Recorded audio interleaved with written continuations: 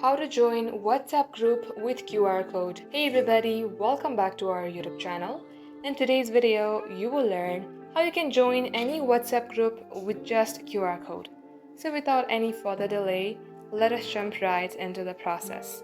Start by opening up your WhatsApp app and get logged into your WhatsApp account. Now let's go ahead and open up any group chat. You will see a page something like this. Tap onto your name. At this section, you will see invite option. Tap open the invite and here tap on QR code.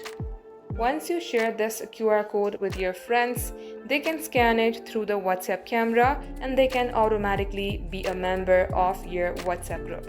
Just like so, this is how you can do it. Thank you for watching the video till the very end. In case it had helped you in any ways, then make sure to like and subscribe. We hope to be back soon with more tutorials like this. In the meantime, stay updated.